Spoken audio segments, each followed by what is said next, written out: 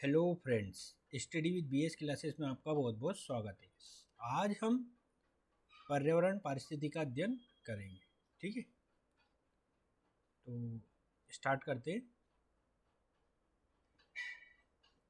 ठीक है, पर्यावरण पारिस्थितिकी में क्या होता है, जैविक और अजैविक घटकों से निर्मित क्रियाविधि का अध्ययन किया जाता है ना। जैविक और अजैविक घटकों से निर्मित क्रियाविधि का अध्ययन किया जाता है ना। तंत्र का अर्थ होता है संरचनात्मक और क्रियात्मक इकाई।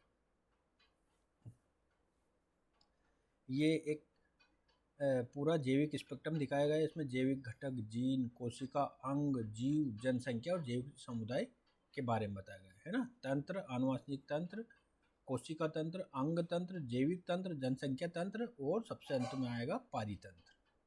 ठीक है, उत्पादक कौन होते हैं? हरे वनस्पति उत्पादक होते हैं। प्राथमिक उपभोक्ता कौन होते हैं? शाकाहारी जीव प्राथमिक उत्पादक होते हैं। द्वितीयक उपभोक्ता कौन होते हैं? मांसाहारी होते हैं। ठीक है, बायोम भी आवास के आधार पर दो प्रकार से विभाजित किया जा सकता है। पहला है स्थलीय बायोम और दूसरा है समुद्री बायोम। स्थलीय बायोम के अंतर्गत क्या क्या देख सकते हैं हम?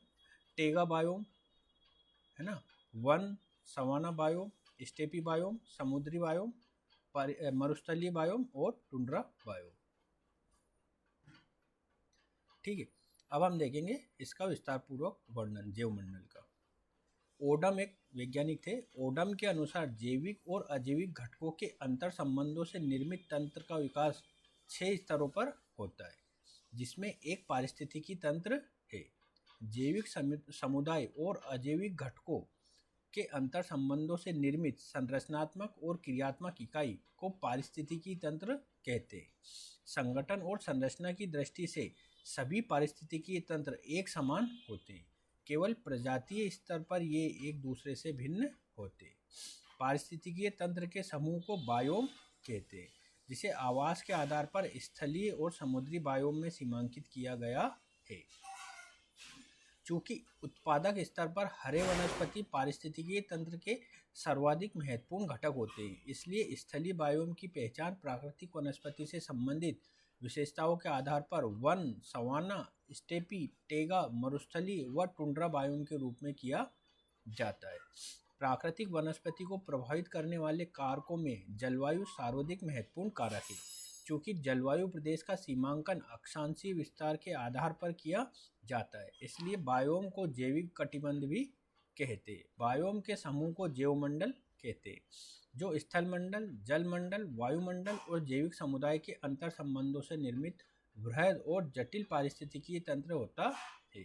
जैवमंडल रूपी जटिल पारिस्थितिकी तंत्र की क्रियाशीलता का अध्ययन करना अत्यंत कठिन होता है, इसलिए ही इसके सूक्ष्मतम इकाई है ना, सूक्ष्मतम इकाई की कल्पना पारिस्थितिकी तंत्र के रूप में की जाती है ना।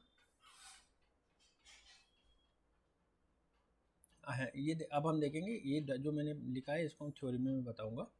ठीक है, किसी भी पारिस्थितिकी तंत्र की क्रियाविधि का संबंध ऊर्जा के प्रवाह से है।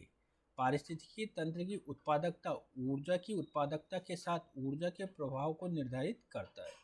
उत्पादक स्तर पर हरे वनस्पति के द्वारा प्रकाश संश्लेषण के समय सौर ऊर्जा के जिस अनुपात का बायोमास ऊर्जा में परिवर्तन होता है, उसे पारिस्थितिकी तंत्र की सकल प्राथमिक उत्पादकता कहते हैं।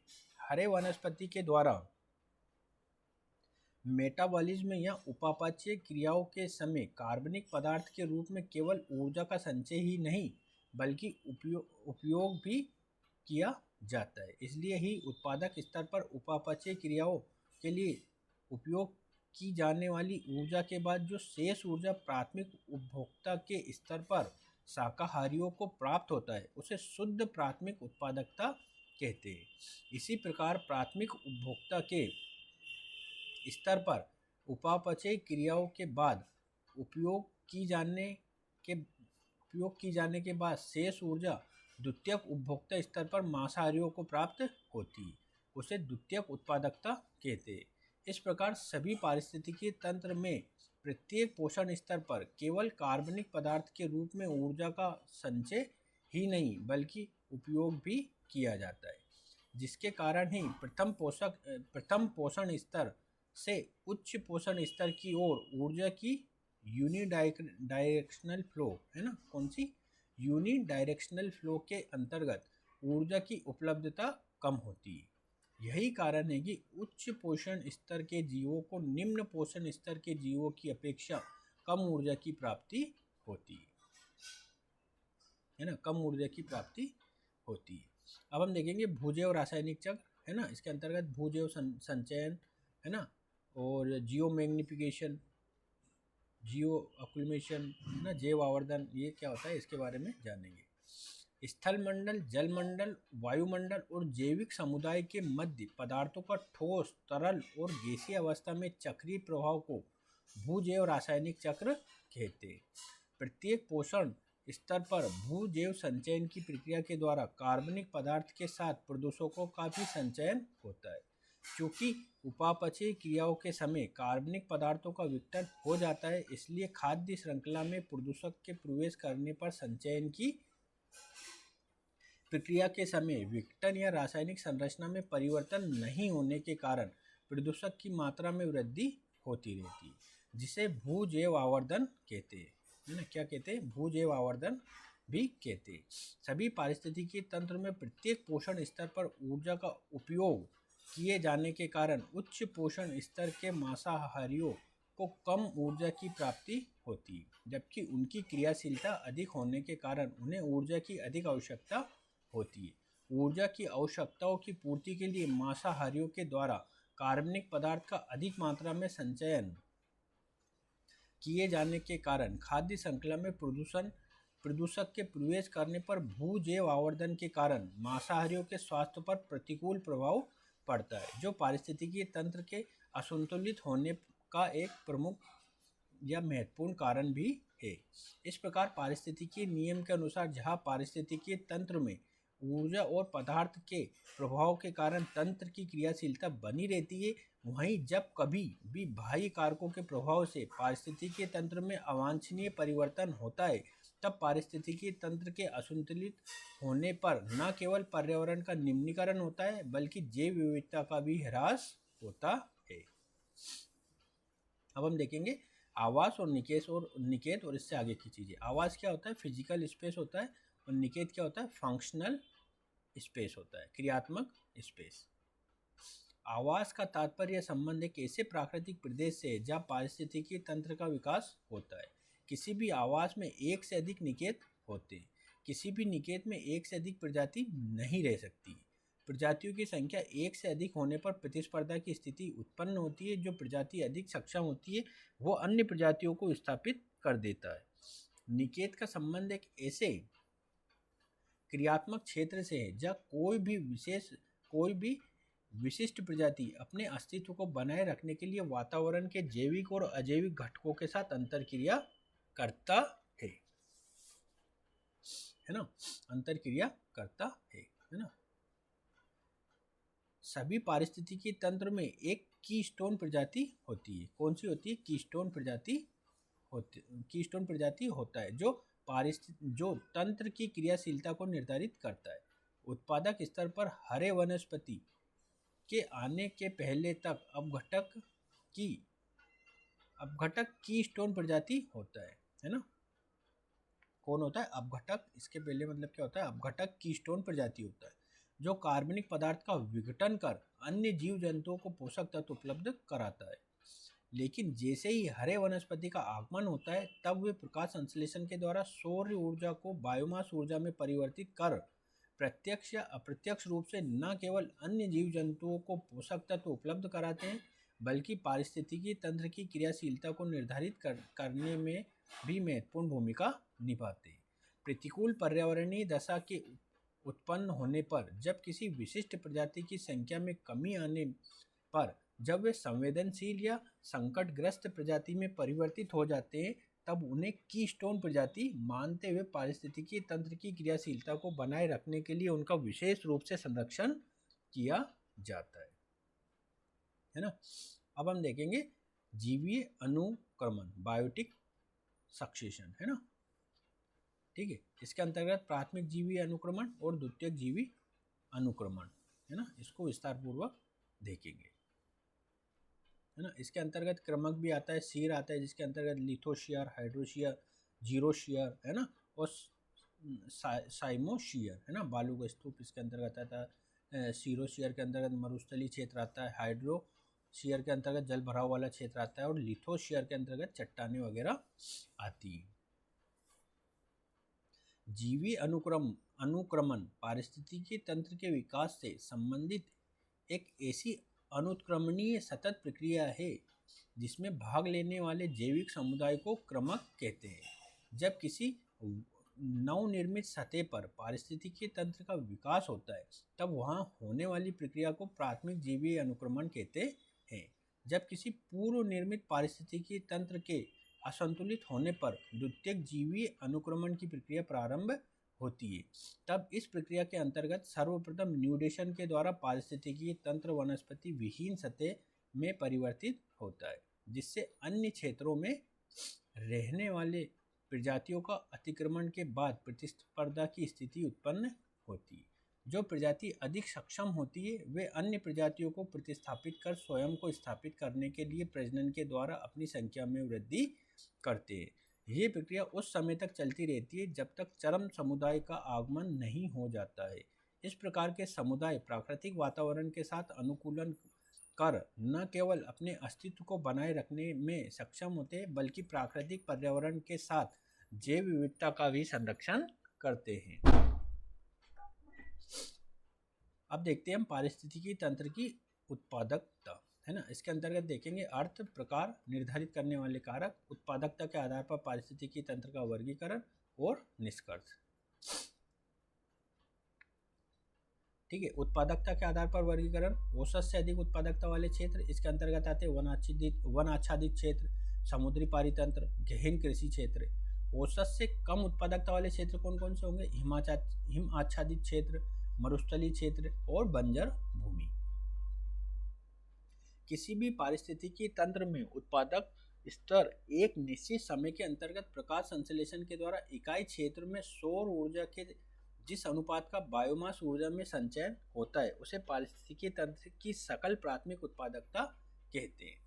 इस प्रकार पारिस्थितिकी तंत्र की उत्पादकता को निर्धारित करने वाले कारकों में उत्पादक स्तर पर हरे वनस्पति सर्वाधिक महत्वपूर्ण कारक है।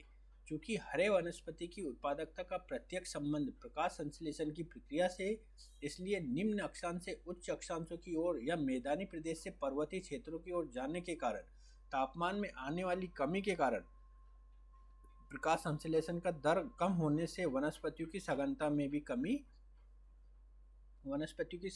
कमी के साथ पारिस्थितिकी तंत्र में भी कमी आती है। इसी प्रकार औसत से कम वर्षा वाले क्षेत्र की ओर जाने पर वनस्पति की सघनता के साथ पारिस्थितिकी तंत्र की उत्पादकता भी कम होती है।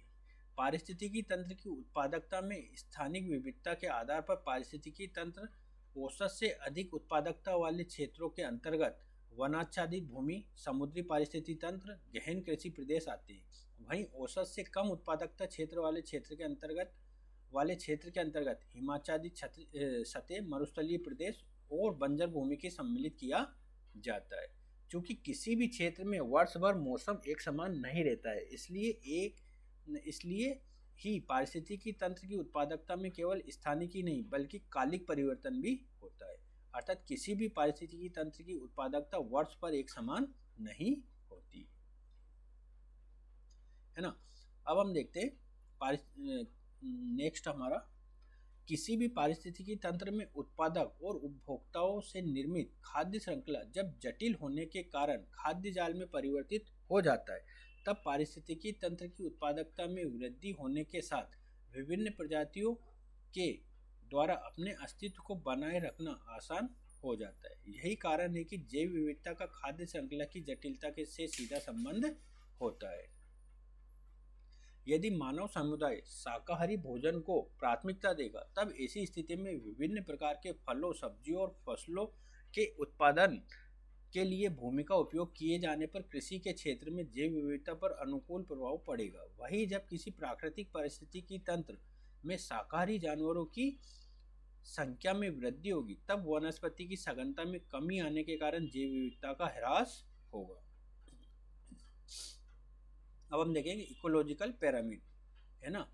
पारिस्थितिकी तंत्र का चित्रीय प्रदर्शन बताया गया है ये, है ना। फॉरेस्ट इकोसिस्टम इस तरह से होता है ना। और जो ऊर्जा स्तर 10% के सिद्धांत पर कार्य करता है। एक स्तर से दूसरे स्तर से जाने पर ऊर्जा का ह्रास होता है, वो क्रम इसमें बताया गया है। पारिस्थितिकी तंत्र के चित्रीय प्रदर्शन को पारिस्थितिकी पिरामिड कहते हैं। किसी भी पारिस्थितिकी तंत्र में ऊर्जा, बायोमास और जैविक समुदाय की संख्या का चित्रीय प्रदर्शन किया जा सकता है। सभी पारिस्थितिकी तंत्र में उत्पादक से सर्वोच्च उपभोक्ता की तरफ जाने पर ऊर्जा की उपलब्धता में कमी आने के कारण ऊर्जा के प्रभाव का चित्रीय प्रदर्शन सदैव पिरामिड नुमा होता है। कैसा होता है? पिरामिड नुमा होता है। वहीं जलीय पारिस्थितिकी तंत्र में बायोमास का चित्रीय प्रदर्शन उल्टे पिरामिड के समान होता है। वनाच्छादित पारिस्थितिकी तंत्र में जैविक समुदाय की संख्या का चित्रीय प्रदर्शन पिरामिड नुमा नहीं होता है, क्योंकि सभी पारिस्थितिकी तंत्र में ऊर्जा के प्रभाव का चित्रीय प्रदर्शन पिरामिड नुमा होता है। इसलिए ही पारिस्थितिकी तंत्र में ऊर्जा संबंधित विशेषताओं का पिरामिड की सहायता से चित्रीय प्रदर्शन करना अधिक प्रासंगिक है। अब आता है हमारा पर्यावरण भूगोल। इसके अंतर्गत हम देखेंगे इसका वितरण। इसके अंतर्गत अजैविक घटक और जैविक घटक को जानेंगे। अजैविक घटक में स्थल मंडल, जल मंडल, वायुमंडल को जानेंगे। और जैविक घटक के अंतर्गत प्राकृतिक वनस्पति, अन्य जंतु और अपघटक के बारे में जानेंगे, है ना। तो इन चीज़ों का हम पूरा वर्णन करेंगे। जलवायु के अंतर्गत भी तापमान, वर्षा की मात्रा, वाष्पीकरण आता है, और वर्षा की मात्रा में कैसे परिवर्तन आता है, ये सब इसको डिटेल में बताएंगे। प्राकृतिक पर्यावरण के घटकों में प्राकृतिक वनस्पति न केवल वातावरण के साथ अनुकूलन कर अपने अस्तित्व को बनाए रखने में सक्षम होते हैं, बल्कि प्राकृतिक पर्यावरण के साथ जैव विविधता का भी संरक्षण करते हैं। प्राकृतिक वनस्पति के विकास को प्रभावित करने वाले कारकों में जलवायु सर्वाधिक महत्वपूर्ण कारक है। जलवायु संबंधित कारकों में तापमान, वर्षा की मात्रा, वाष्पीकरण की प्रक्रिया अर्थात जल की उपलब्धता का प्राकृतिक वनस्पति के विकास पर सर्वाधिक प्रभाव पड़ता है। तापमान में कमी आने के साथ प्रकाश संश्लेषण का दर कम होने के कारण वृक्ष की लकड़ियां कठोर से मुलायम होने लगती है, जिससे प्राकृतिक वनस्पति का विकास उष्णकटिबंधीय, समशीतोष्ण, शंकुधारी और टुंड्रा वनस्पति के क्रम में होता है।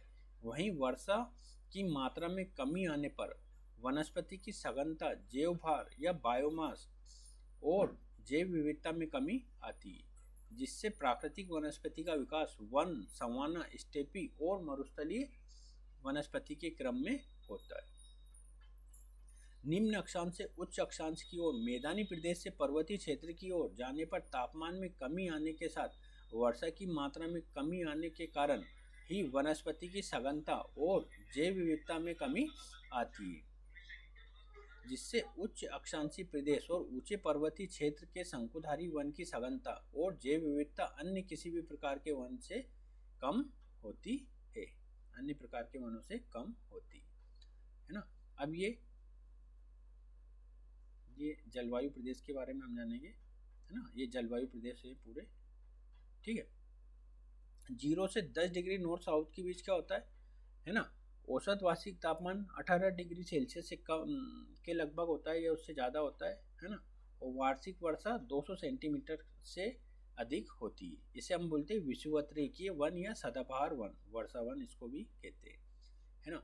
पूर्व के क्षेत्र में 10 से 30 डिग्री सेल्सियस जाते हैं तो 170 से 200 सेंटीमीटर तक वर्षा होती है ना। और ये पूरा क्षेत्र क्या कहलाता है? 10 से 30 डिग्री नॉर्थ साउथ का उष्णकटिबंधीय पर्णपाती वन या मानसूनी वन। ये मध्य क्षेत्र सवाना वनस्पति होता है, इसमें वृक्ष और घास पाए जाते हैं। और पश्चिमी क्षेत्र को मरुस्थलीय वनस्पति के नाम से जाना जाता है। 30 डिग्री से 45 डिग्री नॉर्थ साउथ के बीच को क्या कहते हैं? उपोष्णकटिबंधीय वन इसको कहते हैं, ठीक है। यहाँ पे इधर के और इधर के दोनों का मिश्रण पाया जाता है। और मध्य में समशीतोष्ण घास के मैदान होते हैं, ठीक है। और पश्चिमी क्षेत्र में लगभग सभी प्रकार के वन पाए जाते हैं, ठीक है। 45 डिग्री से 60 डिग्री के मध्य जो नॉर्थ साउथ है उसमें औसत वार्षिक तापमान 18 डिग्री से कम होता है। तो यहाँ पे समशीतोष्ण वन पाए जाते हैं। ठीक है, और मध्य क्षेत्र में शंकुधारी वन है ना, या टेगा जिसे बोरियल वन भी कहते हैं, और पश्चिम में समशीतोष्ण वन होते हैं। 60 डिग्री से 90 डिग्री नॉर्थ साउथ का जो क्षेत्र होता है वो टुंड्रा वनस्पति के रूप में जाना जाता है। ये वाला क्षेत्र टुंड्रा वनस्पति के रूप में जाना जाता है। ठीक है, और ये किस तरह के वन यहाँ पे पाए जाते हैं इसमें मैंने लिखा हुआ है। जैसे विषुवत रेखी क्षेत्र में महोगनी, इबोनी, रोजरवुड इस तरह के पाए जाते हैं। यहाँ पे वृक्ष के घात होते हैं। ये घास का मैदान है ना, ये उपोष्ण कटिबंधीय वन है ना, ओक, एल्म, पोपलर, विलो इस तरह के। यहाँ पे साल, टीक, सैंडलवुड, बम्बू, नीम इस तरह के वन पाए जाते हैं। विषुवत रेखीय वन या वर्षा वन के वितरण का संबंध विषुवत रेखीय जलवायु प्रदेश से है, जहाँ वर्ष भर तापमान अधिक होने के साथ औसत से अधिक मात्रा में वर्षा होती है। वहाँ वनस्पति की सघनता, जैवभार और जैव विविधता अन्य किसी भी वन से अधिक होती है। इसलिए विषुवत रेखीय वन का पारिस्थितिकीय महत्व अधिक है। जैव विविधता अधिक होने के कारण ही इस प्रकार के वन का आर्थिक दृष्टि से दोहन करना कठिन कार्य है। वृक्ष की लकड़ियों के अत्यंत कठोर और भारी होने के कारण वन की आर्थिक उपयोगिता भी अत्यंत सीमित हो जाती है। लेकिन इस क्षेत्र में रहने वाले जनजाति जलावन की लकड़ियों के लिए विषुवत रेखीय वनों के वृक्षों को काटते हैं। सभी प्रकार के वनों में शंकुधारी वन की जैव विविधता सबसे कम होती है। जैव विविधता कम होने के कारण जहां आर्थिक दृष्टि से वृक्षों का काटना अधिक आसान है, वहीं वृक्ष की लकड़ियों के अत्यंत मुलायम होने के कारण सामान्यतः इनका उपयोग कागज बनाने के लिए किया जाता है। इसलिए ही शंकुधारी वन की आर्थिक उपयोगिता सीमित हो जाती है। समशीतोष्ण वन की जैव विविधता कम होने के कारण आर्थिक दृष्टि से वृक्षों का दोहन आसान है। वहीं वृक्ष की लकड़ियों का उपयोग कागज बनाने से लेकर जलयानों और फर्नीचर के निर्माण के लिए किए जाने के कारण अन्य किसी भी प्रकार के वन की अपेक्षा समशीतोष्ण वन की आर्थिक उपयोगिता अधिक होती है। यही कारण है कि औद्योगिक क्रांति के समय समशीतोष्ण वन के वृक्षों का सर्वाधिक कटाव किया गया है। मानसून या उष्णकटिबंधीय पर्णपाती वन की जैव विविधता और सघनता विषुवत रेखीय वन से कम होने के कारण जहां आर्थिक दृष्टि से इनका दोहन किया जा सकता है, वहीं मानसूनी वन के वृक्ष की लकड़ियों का प्रयोग फर्नीचर बनाने के लिए किए जाने के कारण इनकी आर्थिक उपयोगिता भी अधिक होती है। यही कारण है कि वर्तमान समय में आर्थिक दृष्टि से मानसूनी वनों के वृक्षों का अधिक दोहन किया जा रहा है। विश्व में प्राकृतिक वनस्पति का वितरण है ना, विश्व में प्राकृतिक वनस्पति का विवरण जानने ये इस तरह से बताया गया है। इसको हम थ्योरी में डिस्कस करेंगे है ना। भारत के प्राकृतिक वनस्पति का वितरण भी हम थ्योरी में डिस्कस करेंगे है ना। हिमालय के अंतर्गत पश्चिमी घाट, पूर्वी घाट, हिमालय के क्षेत्र है ना, इनको हम जानेंगे।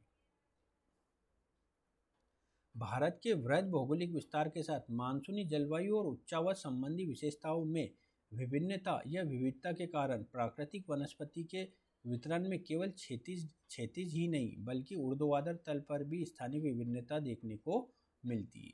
यहाँ समुद्र तल से लगभग 900 मीटर की ऊंचाई तक औसत वार्षिक तापमान 22 डिग्री सेल्सियस तक होने के कारण उष्णकटिबंधीय वनस्पति का विकास हुआ है, जिसके वितरण का संबंध वर्षा की मात्रा से है। औसत से अधिक वर्षा वाले क्षेत्र से कम वर्षा वाले क्षेत्र की ओर जाने पर प्राकृतिक वनस्पति और जैव विविधता में आने वाली कमी के कारण उष्णकटिबंधीय वनस्पति का विकास सदाबहार, अर्ध सदाबहार, आर्द्र पर्णपाती, शुष्क पर्णपाती और कटीले वन के साथ सवाना और मरुस्थलीय वन के क्रम में हुआ है। 900 मीटर से अधिक ऊंचाई के पर्वतीय क्षेत्रों में प्राकृतिक वनस्पति के विकास पर तापमान का प्रभाव अधिक होने के कारण ऊंचाई में वृद्धि के साथ तापमान में आने वाली कमी से प्राकृतिक वनस्पति का विकास उष्णकटिबंधीय, समशीतोष्ण, शंकुधारी और टुंड्रा वनस्पति के क्रम में हुआ है। इस प्रकार भारत में प्राकृतिक वनस्पति के वितरण पर यहाँ की जलवायु दशाओं का सर्वाधिक प्रभाव रहता है। भारत में प्राकृतिक वनस्पति का क्षैतिज वितरण है ना।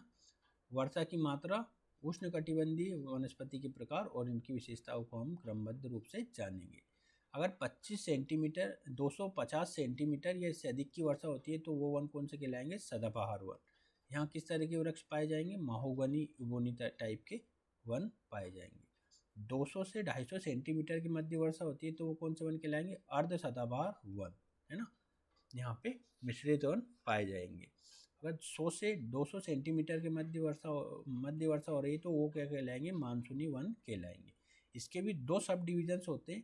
150 से 200 सेंटीमीटर के मध्य है वर्षा तो वो कहलाएगा आर्द्र पर्णपाती वन, और 100 से 150 के मध्य अगर वर्षा है तो शुष्क पर्णपाती वन कहलाएगा। इसके अंतर्गत साल और टीक के वृक्ष आते हैं।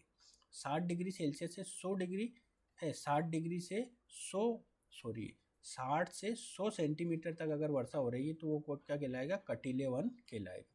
इसके अंतर्गत बम्बू, नीम, बबूल के वृक्ष आते हैं। 40 से 60 सेंटीमीटर तक अगर वर्षा हो रही तो वहाँ क्या कहलाएगा? वो सवाना वनस्पति कहलाएगा। इसके अंतर्गत कटीले वन के निम्नीकृत रूप होते हैं। और 40 सेंटीमीटर से अगर कम वर्षा हो रही है तो वो क्षेत्र मरुस्थलीय वन कहलाएगा। इसके अंतर्गत कैक्टस, अकाशिया, है ना, ये वाले वृक्ष आते हैं। ठीक है। अब भारत में प्राकृतिक वनस्पति को ऊर्ध्वाधर वितरण हम समझते हैं। इसमें प्रायद्वीपीय भारत के पर्वतीय क्षेत्र और हिमालय के पर्वतीय क्षेत्र को देखेंगे, है ना। भारत में समुद्र तल से 900 मीटर से अधिक ऊंचाई के पर्वतीय क्षेत्र में प्राकृतिक वनस्पति के विकास पर तापमान का अधिक प्रभाव रहता है। इसलिए ही ऊंचाई में वृद्धि के साथ तापमान में आने वाली कमी के कारण यहाँ के पर्वतीय क्षेत्र में प्राकृतिक वनस्पति का विकास उष्णकटिबंधीय, समशीतोष्ण, शंकुधारी और टुंड्रा वनस्पति के क्रम में हुआ है। प्रायद्वीपीय भारत के पर्वतीय क्षेत्रों की निम्न अक्षांशीय भौगोलिक अवस्थिति के साथ औसत ऊंचाई कम होने के कारण औसत तापमान अधिक रहता है, जिसके कारण प्रायद्वीपीय भारत के ऊंचे पर्वतीय क्षेत्र में भी शंकुधारी और टुंड्रा वनस्पति का विकास नहीं हुआ है। पश्चिमी घाट के तटवर्ती ढाल पर औसत से अधिक मात्रा में वर्षा होने के कारण न केवल प्राकृतिक वनस्पति की सघनता और जैव भार बल्कि जैव विविधता भी औसत से अधिक है। इसलिए ही इसे भारत का जैविक तप्त स्थल या जैविक हॉट स्पॉट भी कहते हैं। समुद्र तल से लगभग 900 मीटर की ऊंचाई तक पश्चिमी घाट के तटवर्ती ढाल पर उष्णकटिबंधीय सदाबहार वन और आर्द्र पर्णपाती वन के वृक्ष मिलते हैं। वहीं 900 मीटर से अधिक ऊंचाई के पर्वतीय क्षेत्र में प्राकृतिक वनस्पति के विकास में तापमान का अधिक प्रभाव होने के कारण उपोष्णकटिबंधीय और समशीतोष्ण वन के वृक्ष मिलते हैं। 900 से 1800 मीटर तक की ऊंचाई के पर्वतीय क्षेत्र में मिलने वाले उपोष्णकटिबंधीय आर्द्र पर्वतीय वन को कर्नाटक और केरल में 16 वन कहते हैं।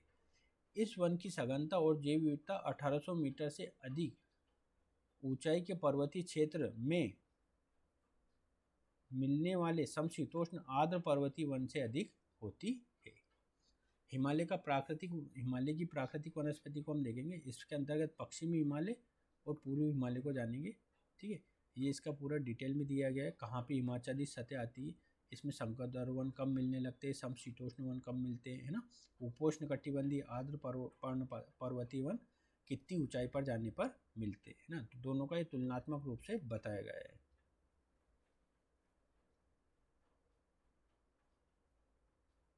हिमालय के पर्वतीय क्षेत्र में समुद्र तल से 900 मीटर की ऊंचाई तक उष्णकटिबंधीय वनस्पति का विकास हुआ है, जिसके वितरण का संबंध वर्षा की मात्रा से है।